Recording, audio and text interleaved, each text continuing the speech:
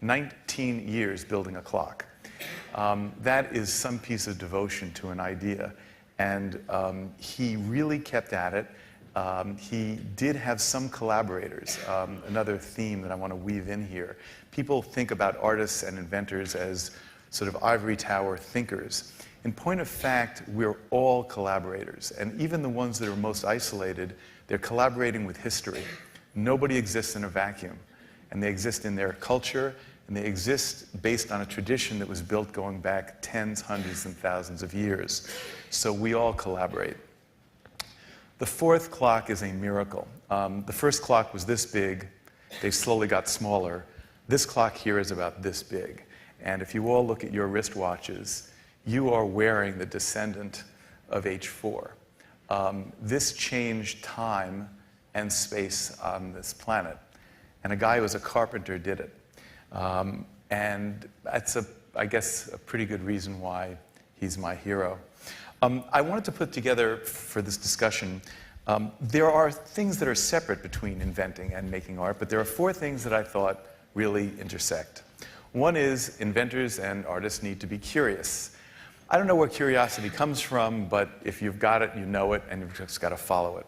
The second thing that you absolutely have to have is persistence, because failure is absolutely part of the process. And you have to get by failure, and the failure is constant.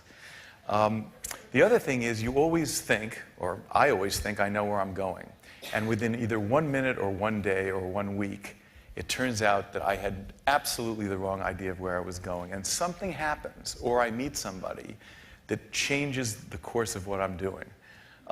Sometimes it's a dead end.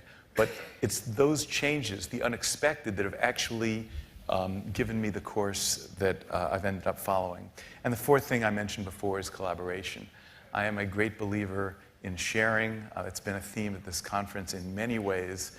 And I think whether it is the specifics of open source or just the process of being in a room with other people and sharing ideas in a concrete way, learning what they have, sharing what you have, things evolve, things get invented, and art gets made that way.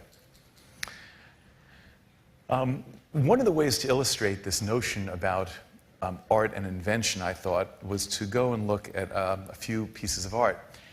This piece, I think, is in the Met in New York. And as you can see, it's from 590 BC. And I was looking for a slide that was a little bit earlier because it took about 150 years for someone to figure out to move the guy's left foot forward a little bit to make it a little more lively.